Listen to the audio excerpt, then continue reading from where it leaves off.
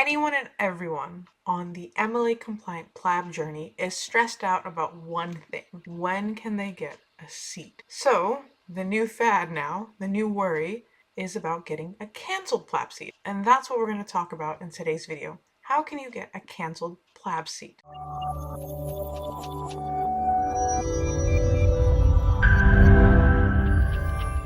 Hey guys, Ibreez here. Okay, look, this is not going to be anything that's going to tell you anything, I suppose, out of the ordinary or anything that's really going to majorly change a lot of what you're thinking, but it's about more providing some clarity into what you need to understand when it comes to booking an MLA compliant PLAB 1 seat and what the whole, rigmarole is about getting a canceled seat. Now, the first thing to remember is, with all things that you do, make sure you know why you're doing it and what's being done to allow you to get to that point.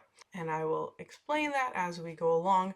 Now, of course, the thing that you're going to ask me is, Ibreez, all right, let's get to it. Come on. I don't have a lot of time. How do we get a canceled PLAB 1 seat? Yeah, well, I'm going to be straight with y'all. It's luck. All right. There's nothing out there that will get you a canceled seat. Okay. Doesn't matter what anyone's telling you. Doesn't matter what anyone says. It's not that, all right, my friend is going to go cancel a seat right now and I'm going to go log in and I've magically now found that seat. No, there's no rhyme or rhythm to how those seats, once they've been canceled, suddenly then become available on your GMC online. Okay.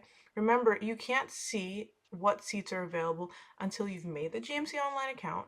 Of course, they verified your IELTS or your OET, and then you don't have another exam booked. So if you've already booked an exam, you can't see what's available, okay? So keep that in mind. Don't think, all right, we're going to do it at this time. I've heard somebody said if we log in this way, if we use a VPN. No, none of that. And don't use a bot either, because you can get in trouble. GMC specifically said you shouldn't be using a bot to book the exam. So just remember, first and foremost, it's luck. The second part, guys, look, don't fall for a scam. Okay, there are a lot of scammers out there because they just see, oh, look, the easy ploy. People are desperate. They'll part with their money very quickly if it can get a seat for an exam that they've been waiting forever for. The first way you can recognize a lot of these scammers is their posts typically sound really scripted. The English isn't very good. There's punctuation, grammar, spelling errors, a lot of stuff that seems off, okay? And when something seems too good to be true, guess what?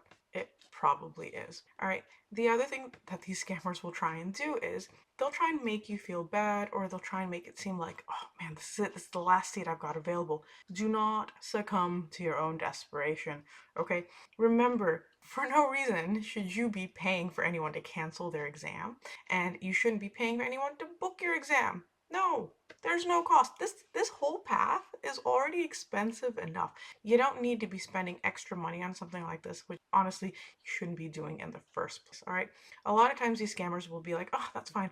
I've got this, great new app or this, thingamajig that can book you a seat. Just give me your login information for your GMC online account and I will get you that booked. The minute you do that, they're going to go ahead and change your password. You're locked out of an account. You've got nothing going for you. And suddenly you're like, well, now what? Because you're probably going to have to contact GMC and tell them what's happened. And that's not a fun conversation either. So do not part with your password. Do not part with your money. Do not fall for scammers. Okay, just don't. Don't do it. Bad. Now you're gonna be like, okay, look, Ibreez, that's great. All right, you're telling me it's pretty much luck and I shouldn't fall for a scammer, but like, what am I supposed to do? I don't know how else I'm gonna get myself an exam date. Keep your IELTS and your OET or your OET ready. All right. You don't know when GMC is going to come out and say, all right, hey, fresh new dates available, exams, let's go. So if you are otherwise meeting the criteria to book your MLA compliant PLAB, you've opened up your GMC online account, everything else is good to go. Guys, you need to have your IELTS or your OET ready. Keep it ready, keep it verified. That way you can consistently check on a normal, regular basis, not a computerized basis, to see if any canceled seats come available. Okay, try again not to be too bombastic when you're checking, because then GMC might think that you are using some sort of software even if you're not, and your GMC online account can get locked. It's not a big deal if it gets locked. Like, you can just contact GMC and they'll unlock it, but then you lose out on dates that potentially you could be looking for. So look on a regular basis, not too often. Don't try and make the system think that you are a computer or a robot. But by keeping it ready, you can also see the canceled seats that come available as they come available. And of course, if new seats are actually released, then you're ready to go and you don't have to worry about it. Now you might be asking, well, why are there so many canceled seats in the first place? Yeah, of course, it might be at the last minute somebody realized, you know what, I'm actually not prepared enough for this exam. I don't know why I booked it. I just need to cancel it. I can't let this be counted as an attempt, which will make it harder for me later on. But another really big reason that people oftentimes end up canceling their exam is in that rush to book their exam, they haven't actually made sure they can attend the exam wherever it is. Because sometimes your country, the seats are filled up very quickly, or your country doesn't offer PLAB locally, so you've got to go elsewhere. It's a really good idea for you to know the place that you're traveling to take the exam will offer you a visa. Yes, of course, the visa pathway is not a guaranteed pathway, but you will know which country will be more likely to offer you a visa versus another country. And yeah, guys, you can come to the UK to take PLAB 1 if you want to. It's not something that's forbidden or something that you're not allowed to do.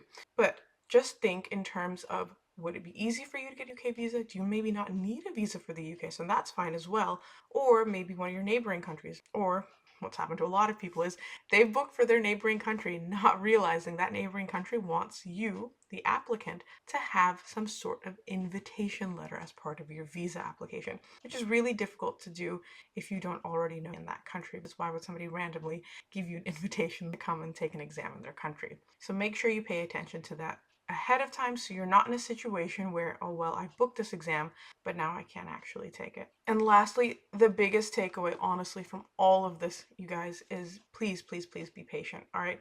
I know it's frustrating. I know it's not easy to be in a situation where you're seeing other people obtain registration or take their exams or move forward in their lives and you feel like you're stuck or you're going in reverse because nothing actually is progressing. But that doesn't mean you should succumb to scams, that you should try and do anything illegal, that you should be spending money on things that don't need to be, paid for, all right?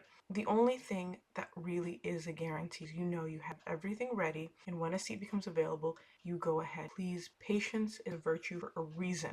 At any stage in your career, in your life, in anything that you do, being patient is really important because you will mitigate any sort of errors, anything that can have rush, that you haven't thought it through, that you haven't actually looked at everything. So let this be another thing in your life that you're patient about, because when you look back down the road, when everything's done, you've got your job in the UK, you're going to be like, yeah, that was a time and it's done with. You made all the right decisions, you took all the right steps, and that's how you got here today. You don't want it to be that you got scammed, that somebody took a lot of your money, or your GMC account is gone.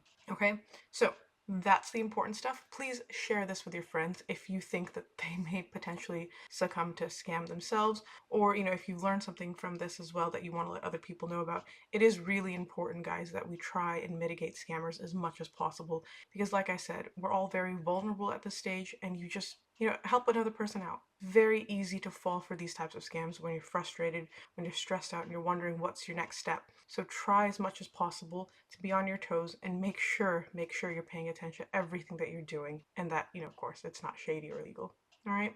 Hope this was useful. Hope you guys are following us on all of our social media, on our Facebook, on our Instagram, on our Twitter, on our YouTube channel. And if you want to talk further on a one-on-one basis, you can always book a personalized guidance session. So I will see you next time. All right. Take care.